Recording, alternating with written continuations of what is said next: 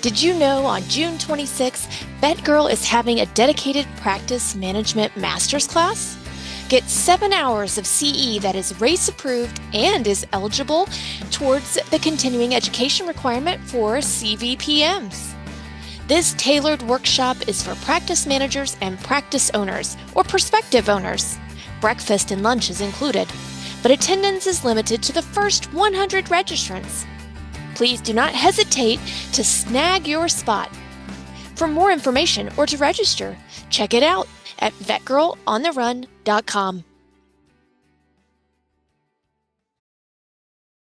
Hi, VetGirl here. In this podcast episode, we interview two certified veterinary practice managers about the long road to acquiring this designation.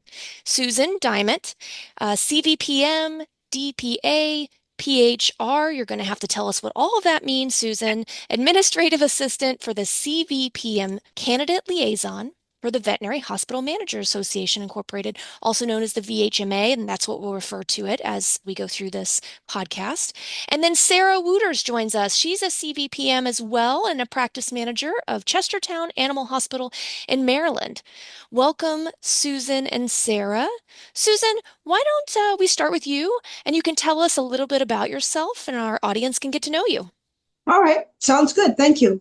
My name is Susan Diment, as mentioned, and I have been in the veterinary industry for quite a long time, over 30 years. I started out as a certified veterinary technician, worked my way up into the management position, and actually I started back in Oregon, so I worked myself across country as well, and ended up working for 20 years as CVT first and then practice manager for Claremont Animal Hospital in Claremont, Florida. I received my CVPM designation back in 2004, so I hate to say that, but that's almost 21 years ago. I've been an active member of the VHMA for a long time. I started out, I volunteered for the membership committee, and then I served on the board of directors for almost 10 years. I'm currently working for the VHMA and I handle the CVPM applications and candidates, help them get through the application process, as well as to get our CVPMs renewed. And I've been doing that since 2017. Thank you, Susan, and thank you for your service to our profession over the years. We're excited to My have you pleasure. on, the Vet Girl podcast, and we're obviously very excited to ask you some important questions about acquiring the CVPM designation. But first, Sarrah, please introduce yourself to our audience and give us a little bit of background about yourself. Yeah, awesome. So my name is Sarrah Wooters. I am a CVPM at Chestertown Animal Hospital. I am born and raised on the Eastern Shore of Maryland. I became involved in the veterinary field while I was in high school, just kind of the basics, kennel assistant, that type of stuff. And I quickly fell in love with it. I loved the medicine aspect and all the things. I took a bit of a detour and jumped into human med a bit, was not as happy there. So I jumped back over to vet med, and I've been kind of just growing in this field since. I started working at my current hospital back in 2019, was started as just a technician, all the basic stuff, and then kind of worked my way into the upper management processes and then obtained my CVPM. And I got that designation just earlier this year. Well, congratulations and Thank you. welcome back to VetMed. Yes, I'm very happy to be back and staying in this field, hopefully forever. Yes, well, we hope that you stay for a long while as well. We lose too many out of the field, and it's great to have the perspective of someone coming back to VetMed. So thank you. Thank you for your service.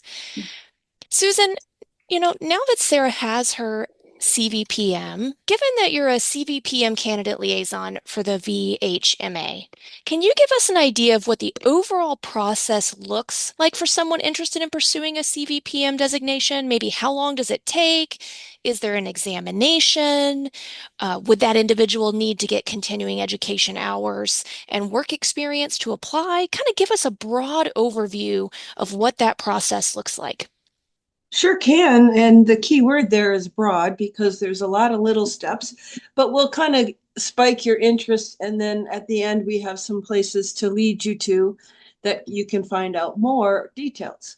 So first of all, to start the process, you need to qualify. And that means that you have to have some experience, which is basically you need 3 years of veterinary practice, has to be specifically veterinary practice management experience in a list of 30 duties. We have 26 of those that you must meet. And that means you have to either perform them or you have delegated them to someone where you are their supervisor. And you have to do 26 out of the 30, and each applicable duty has to be for a minimum of 3 years. Another part of the application requirement is that you have 18 semester credit hours.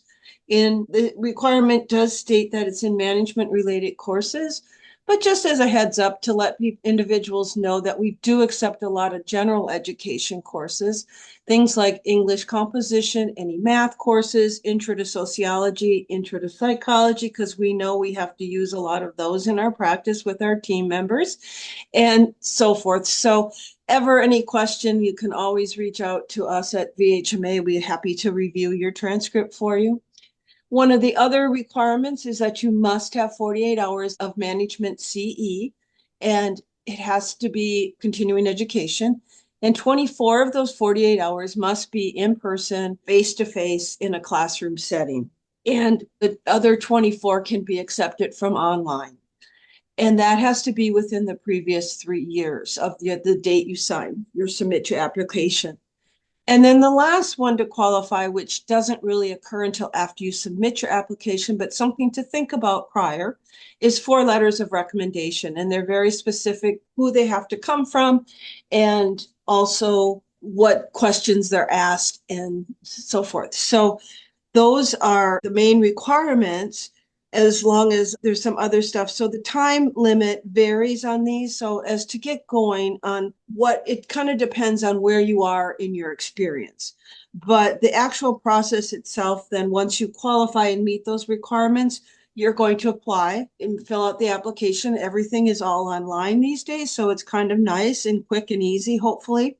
I do suggest that you download the application on a PDF form, and there's information on our website regarding that, because it helps you to see and it gives you much more detail on those requirements that we just talked about.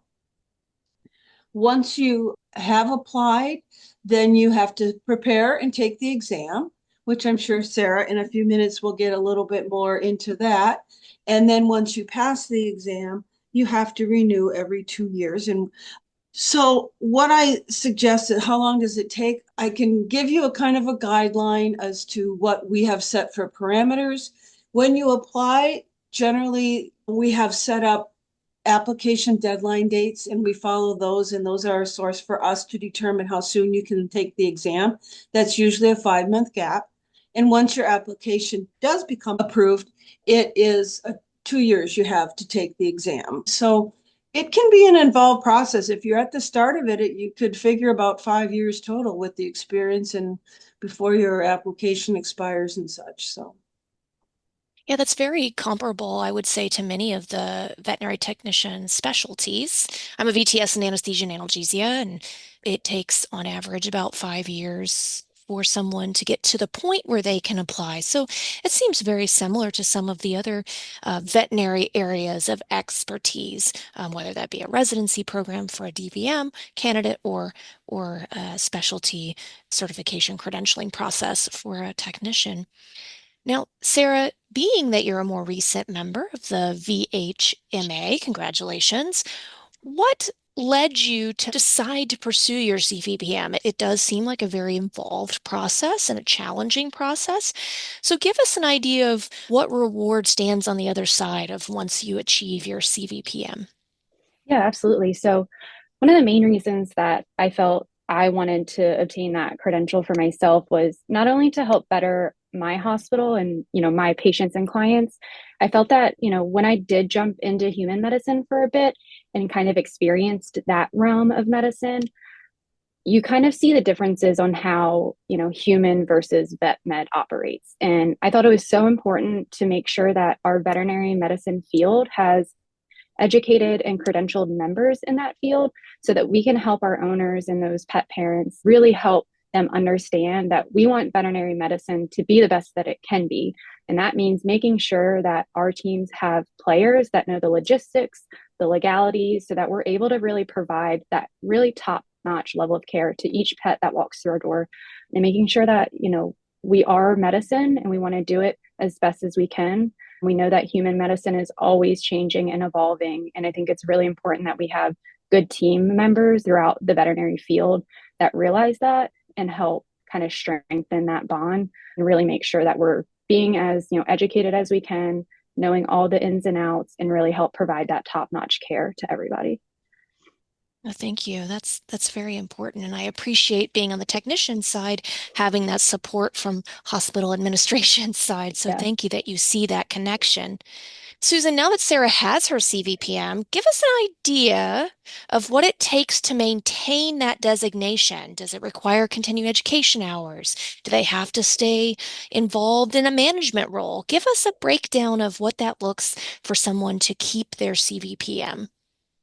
Sure. To maintain your CVPM designation, you must complete 48 hours of CE every 2 years. And just like on the application, 24 of that has to be in person. We rely pretty heavily on in person because we feel that there's so much more that you get by being able to see and talk to your peers nearby instead of on a screen in a Zoom presentation, or where you'd get to say nothing on a webinar presentation. And that's every 2 years. And then there's a renewal fee as well every 2 years. So you have to maintain that. I really am glad that you asked, do they have to remain in a management role? No, not really. As long as you meet that CE requirement and pay your dues, you are fine. We do see a lot of people after they've been a CVPM and a practice manager, they'll move on to hospital administration, which is a little bit different role than the manager, or a lot of them go on to consultants. And you can keep your CVPM because that's a real plus for you as in that type of business. And it gives you the opportunity to still maintain a designation without necessarily having to do the day-to-day in a veterinary clinic. That's interesting. Thank you. Sarrah, so you gave us some background about your experience starting out kind of as the kennel assistant and working your way throughout various Mhm. areas of the veterinary hospital before giving human medicine a try, and then coming back knowing that this was the direction you wanted to take your career as a certified veterinary practice manager. Do you feel that a candidate for a CVPM, I mean, we know they have to work for those 3 years in a veterinary management role, gaining those skills and experiences. But do you feel that, prior to those 3 years, that a candidate really needs to be intimately familiar with vet med? Is it valuable to be a credentialed veterinary technician beforehand or an assistant before pursuing your CVPM? Do you want to shed light to that? Yeah, so as Susan had stated, you do not have to be a credentialed technician to, go forward with obtaining your CVPM. Obviously, having to have those in-hospital experiences and hours. I was a technician for several years before I took the leap to become a CVPM, and it was definitely helpful to know all the ins and outs of the way a hospital operates, how clients kind of function and operate. It gives you so much more background than just having somebody walk in and kind of not have ever worked on the floor and been in the dirt of it and all that type of stuff. It's really hard to have somebody really understand the full picture of veterinary medicine when they haven't really been in the trenches and doing it themselves. Because I think veterinary medicine is so different. It's such a hard, you can't really explain, working in a hospital well. You really have to experience that hands on. And so having that experience for myself, I think was a key player in letting myself feel confident in moving towards my CVPN, but also obtaining it in itself. Just that experience, and having been on the floor as much as I had been really helps me keep my team together, I think, and have those past experiences so that I know how to move forward in the best capacity.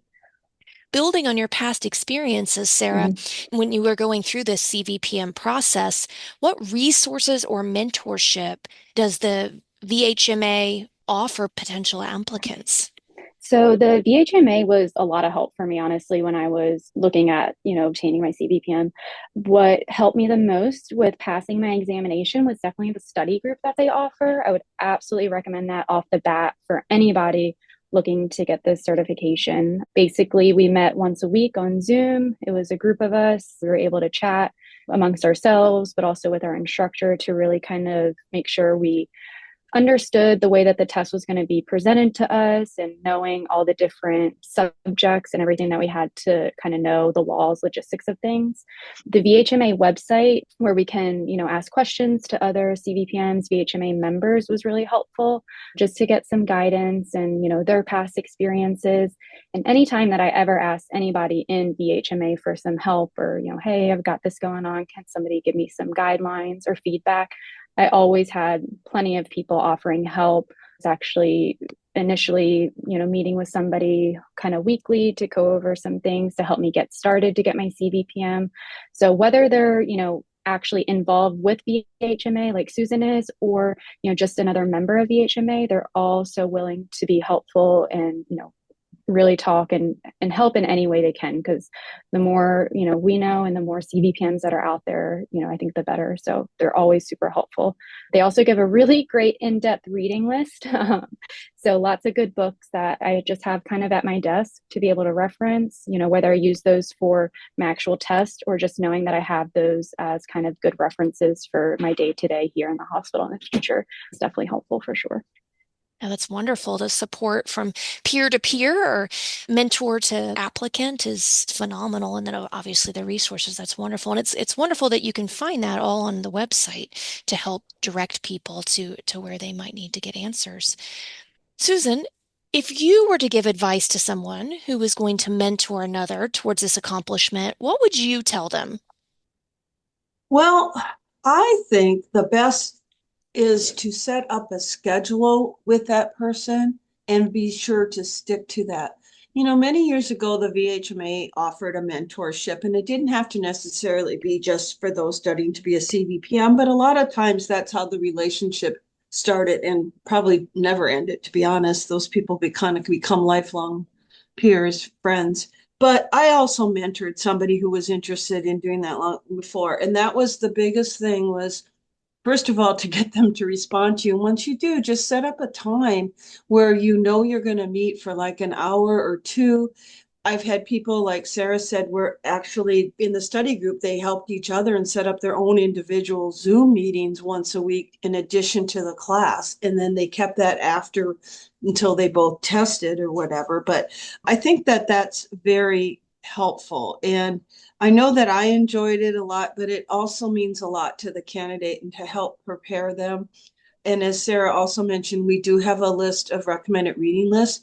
All of our test questions must be sourced back to that recommended reading list because those are considered the subject matter experts in the field of veterinary practice management. So that is very important to kind of help people get through that and get through the reading and learn that those are the standards. Just like AHA has standards of care for the animals, we have standards of veterinary practice management. Yes, and if the reading list is extensive, nobody waits to the last month before the exam, right? No, It's a you can't. process. Oh, you can't. Yeah. Yeah, always start that reading list early, as soon as you think you want to pursue this credentialing. Thank you, Susan and Sarrah, for telling us a lot about how veterinary professionals can pursue this designation as a certified veterinary practice manager. And of course, the benefits that bring that to the individual as well as the organization they serve.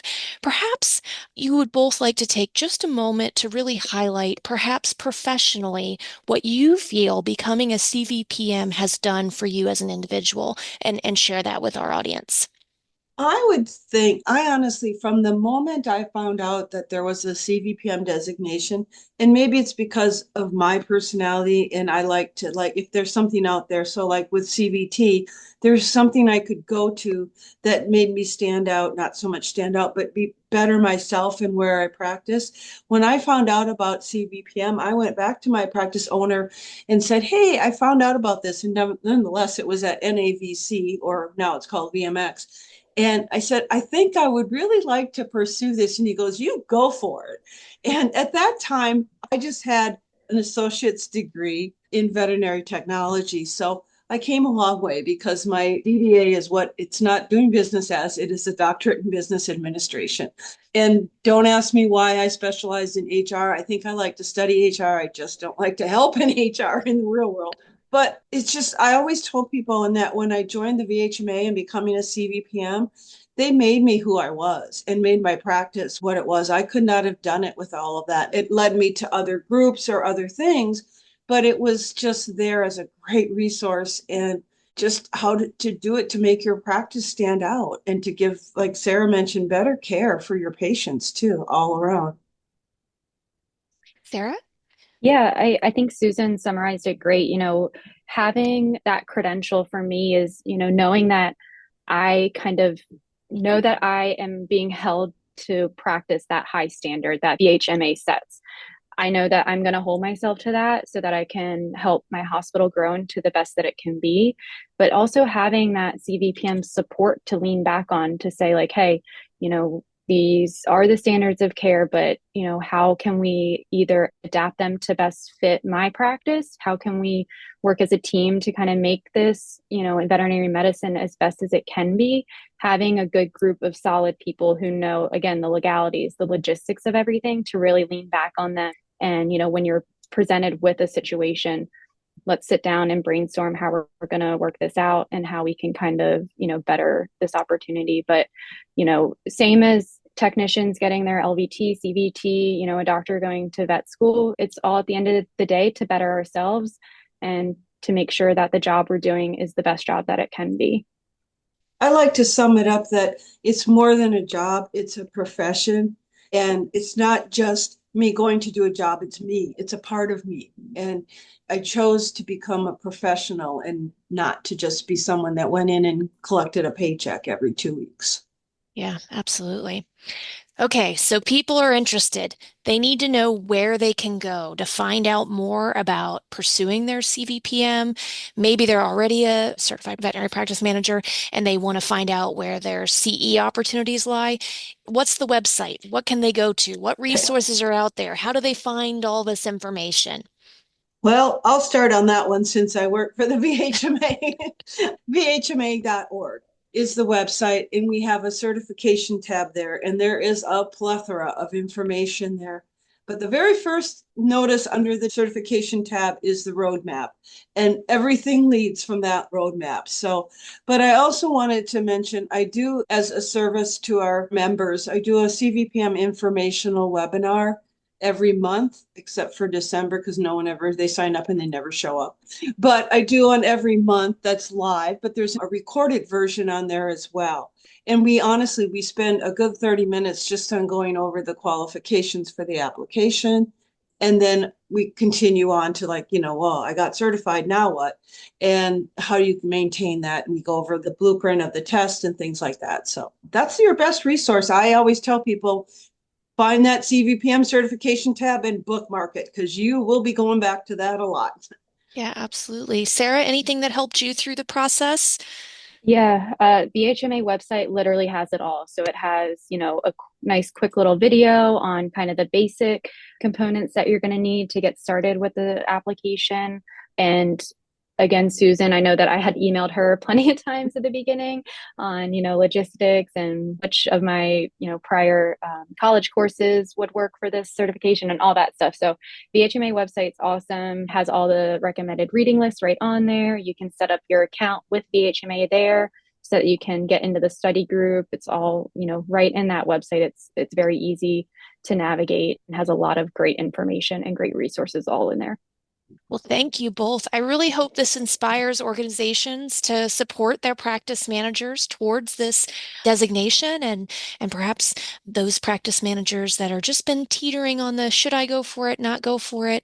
It kind of pushes them towards the edge of going for it and at least establishing a relationship with you all towards that process. I really appreciate the information you've shared with us. Thank you both. Thank you so much for having me. Thank you. I want to give a big thank you to VETgirl for thinking of doing this, and the VHMA should have thought of this a long time ago. But it's wonderful to help another avenue for people that are even thinking of it to listen to and see what if that might be for them. Yeah, absolutely. It's important we all support all facets of our profession towards Yes. excellence. Thank you.